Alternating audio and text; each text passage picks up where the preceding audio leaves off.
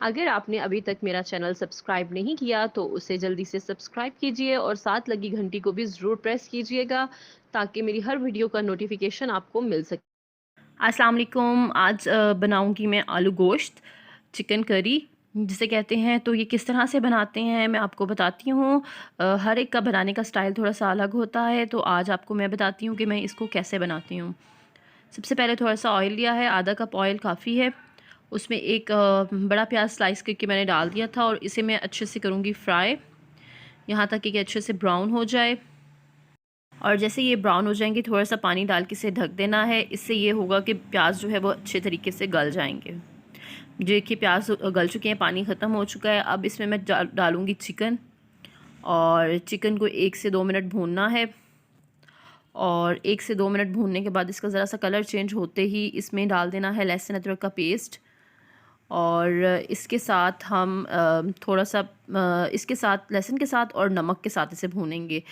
Step 1 पे मैंने इसमें लहसुन और अदरक डाला है, और अब मैं थोड़ा सा इसमें नमक डाल रही हूँ हस्बे ज़ायक़ा।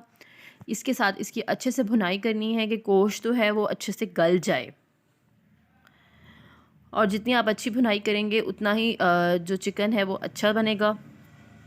इसके बाद जैसे कि अच्छे से भुन जाए फिर उसमें आलू डालने हैं। आलू मैंने 2 बड़े ले लिए थे और उसे काट लिया था। अब चिकन और आलू इन दोनों को भूनना है, और इसके साथ थोड़े से मसाले भी ऐड कर दूंगी मैं। कुटा हुआ धनिया 1 चम्मच, उसके साथ इसमें थोड़ी सी हल्दी डालनी है।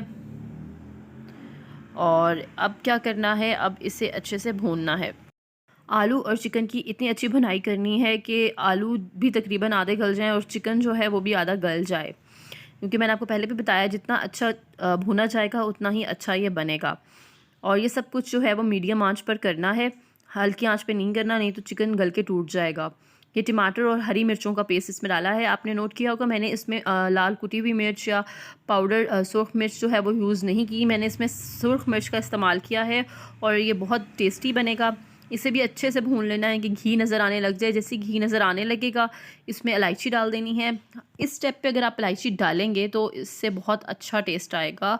जो इसकी जो ग्रेवी है उसका टेस्ट बहुत चेंज हो जाएगा। इलायची डाल के इसे 4 से 5 मिनट तक फिर भूनना है, और 4 से 5 मिनट इलायची के साथ इसे भूनेंगे। उसके बाद फिर इसमें पानी डालना है। पानी जितना आप रखना चाहते हैं इसकी ग्रेवी उतना रखें। मैं इसमें तकरीबन 2 कप पानी डाल रही हूँ बड़े वाले। और इसे मिक्स करके अब मैं चिकन और आलू तकरीबन तकरीबन 70% तो गल चुके हैं, और इसे मैं ढक के रख दूँगी थोड़ी देर के लिए। और ये देखिए चिकन और आलू मैंने इसे 10 मिनट ढक के रखा था, गल चुके हैं। थोड़ा सा मैं गरम मसाला डालूंगी, थोड़ा सा हरा धनिया डालूंगी, और आंच बंद करके मैं इसे ढक के रखूंगी। इससे ये होगा कि ऑयल जो है वो अच्छे से ऊपर आ जाएगा, और जो आपकी चिकन करी है वो रेडी हो चुकी है। इंजॉय कीजिएगा और मुझे कमेंट्स में ज़रूर बताइएगा। अल्लाह हाफिज़।